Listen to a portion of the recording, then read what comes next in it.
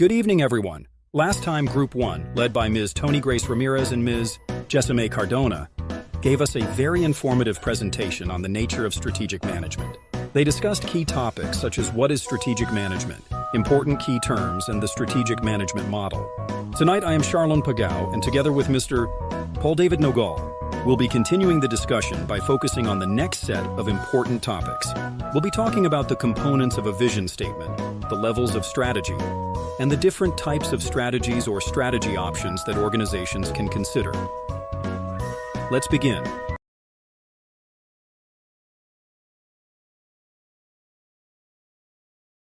What is a vision statement? A vision statement answers the fundamental question, what do we want to become? Ibig sabihin, ano ang pinapangarap nating maging bilang isang organisasyon sa hinaharap? It's about your ultimate, long-term aspiration. It defines the long-term direction of the organization. Ito ang nagsisilbing guide kung saan ninyo gustong dalhin ang inyong kumpanya, not just for today, but for the many years to come. A vision statement also serves as the foundation for strategic planning. Kapag malinaw ang inyong vision, mas madali ang paggawa ng mga strategy at mga hakbang para ma-achieve ito. It ensures that everyone in the organization is aligned, working towards the same shared future. And lastly, it should be short, inspirational, and future-focused. Dapat itong maikli at madaling tandaan para maintindihan ng lahat. It needs to inspire, to provide hope and motivation to your employees. And most importantly, a vision is always forward-looking, nakatuon sa hinaharap. Let's now take a look at the first key component of a vision statement, future orientation.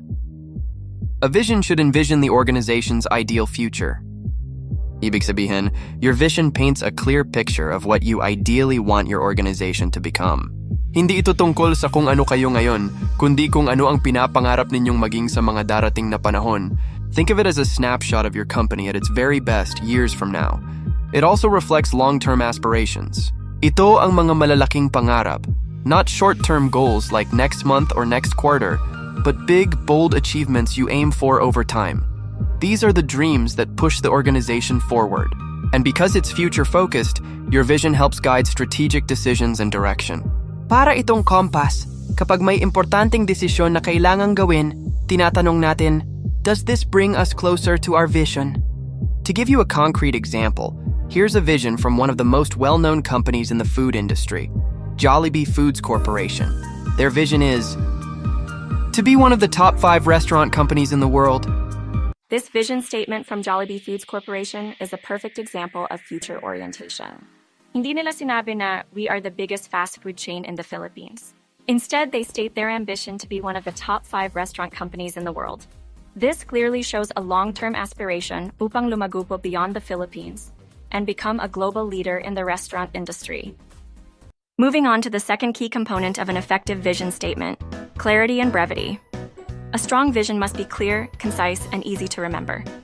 This means it should be straightforward and easily understood by everyone, from top management all the way to entry-level employees. Hindi dapat ito mahirap intindihin o kabisaduhin. Kapag malinaw ang vision, mas madali itong ma-internalize ng mga tao at mas malaki ang chance na susuportahan nila ito wholeheartedly. Ideally, your vision statement should be just one sentence long. Now, this isn't a strict rule, but it's a great target. Kung kaya nang ipahayag ang buong vision sa isang malinaw at makapangyarihang pangungusap, mas impactful ito. Shorter visions are more memorable and easier to share or repeat, which is key to alignment across the organization. Also, make sure to avoid jargon or vague language. Huwag gumamit ng mga technical terms na baka hindi maintindihan ng lahat. Use simple, universal language, words that everyone in your organization can relate to. Kapag malabo ang pagkakasabi ng vision, nawawala ang bisa nito. People can't act on what they don't clearly understand. So remember, clarity plus brevity carves stronger impact. Let's now explore the third key component of an effective vision statement, inspiration and motivation. A great vision doesn't just inform, it encourages passion and commitment. It should make people feel excited and deeply invested in the organization's future. Dapat itong magbigay ng spark, na parang nagsasabi sa mga empleyado, ang trabaho ko ay may mas malalim na layunin. I'm contributing to something bigger than myself. When people feel this kind of inspiration, they become more passionate and more committed to their work. Next, the vision should energize employees and stakeholders. Hindi lang ito para sa mga nagtatrabaho araw-araw, kundi pati na rin sa investors, partners, and other key stakeholders. It becomes a motivating force that aligns everyone, inside and outside the organization, around a common goal. Lastly, a strong vision provides a sense of purpose and meaning. Yes, we all work for a living, but a compelling vision adds something more: significance. Isang magandang vision statement ang nag-uugnay ng individual effort sa isang collective dream. It helps everyone see how their role contributes to a shared future, making their work truly meaningful. And when people are inspired, motivated, and united around a clear vision, that's when real progress happens. Now that we've covered the core components, let's take a look at other essential elements that make a vision statement truly effective and enduring. First is stability and endurance. A strong vision should be able to stand the test of time. Ibig sabihin, hindi ito basta-basta nagbabago, kahit may pagbabago sa merkado, teknolohiya, or industriya. While strategies may shift, the vision remains a constant source of direction and identity. Next, we have challenge and ambition. A good vision sets a goal that is high and aspirational, but still achievable. Dapat itong maging inspirasyon, a call to action that pushes the organization toward excellence and innovation. It's not about playing it safe, it's about stretching toward greatness. Then we have stakeholder relevance. A powerful vision must resonate not just with employees, but also with customers and investors. Ibig sabihin, dapat makabuluhan ito sa lahat ng may kaugnayan sa kumpanya. When employees are inspired, customers feel confident, and investors see long-term value, the whole organization gains momentum. And finally, core values. A vision statement should reflect what the organization stands for. Kung ano ang mga pinapahalagahan ng kumpanya, whether it's integrity, innovation, customer service, or sustainability, dapat ito'y nararamdaman sa vision. This alignment ensures authenticity and guides the behavior and culture of the company. So while clarity, future focus, and inspiration form the foundation, these additional elements give your vision depth, strength, and lasting impact.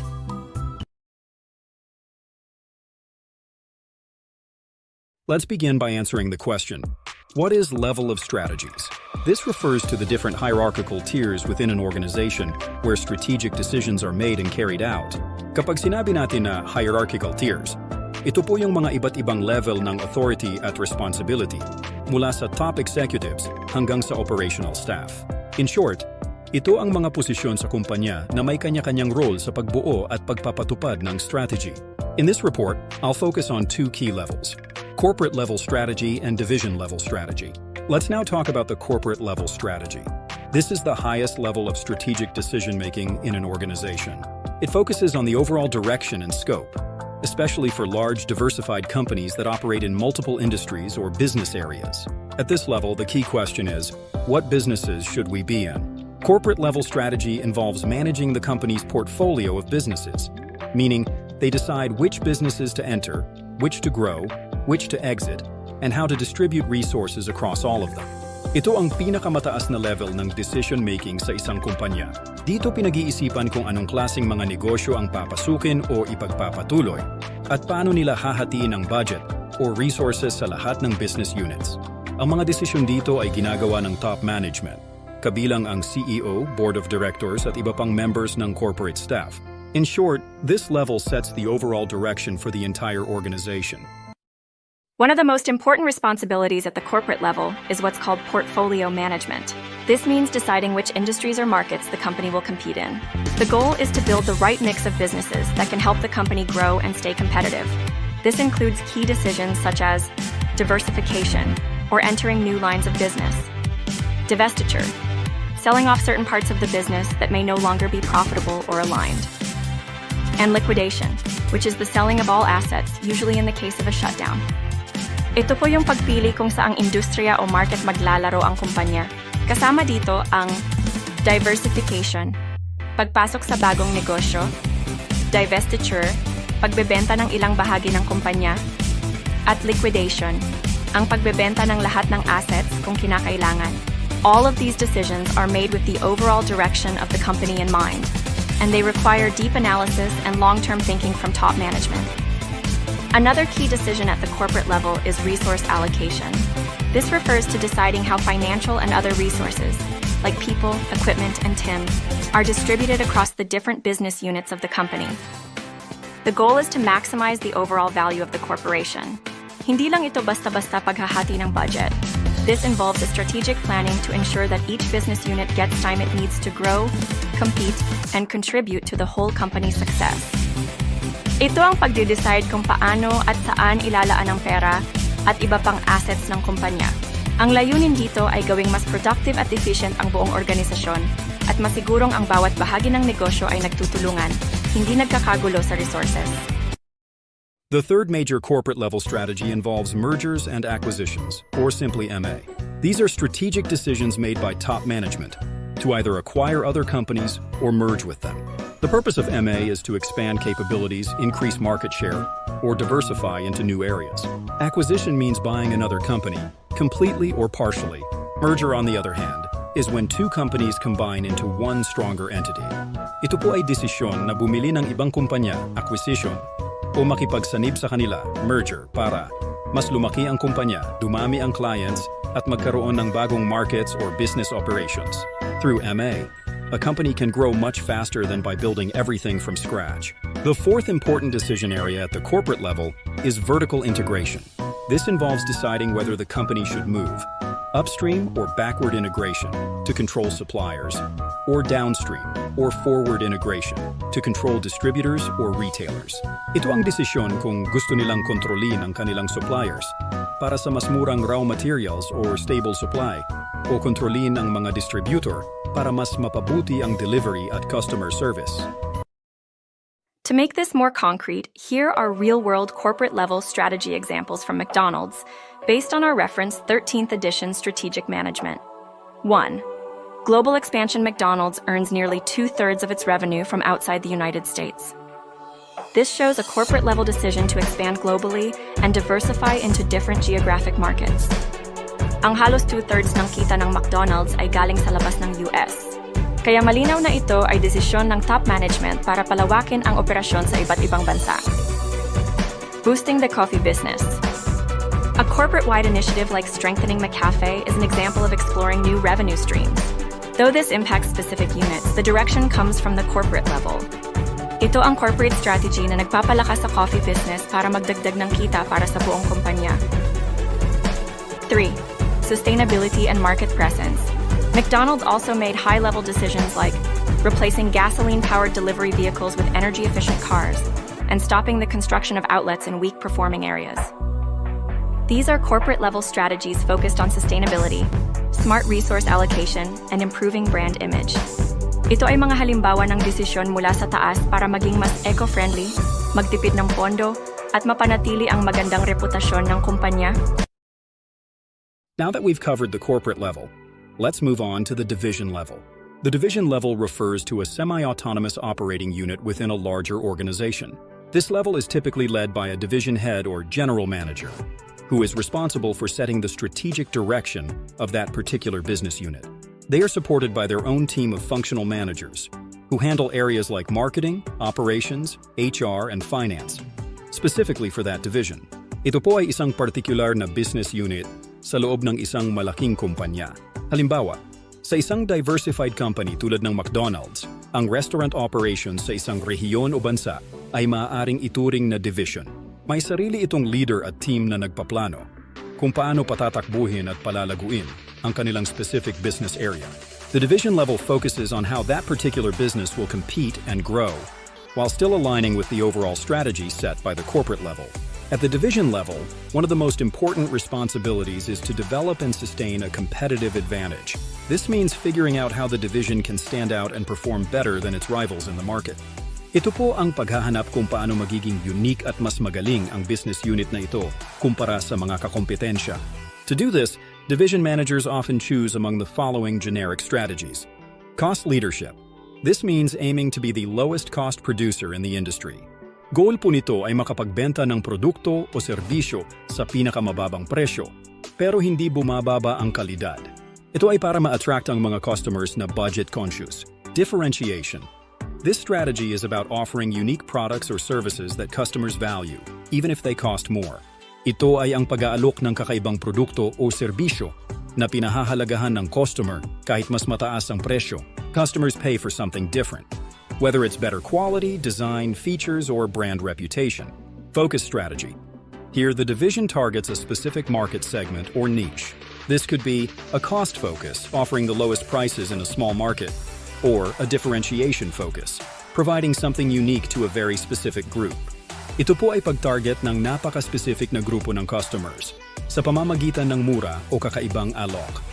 So in short, the division decides, do we compete by being the cheapest, by being unique, or by serving a very specific group well? These choices define the division's identity in the market.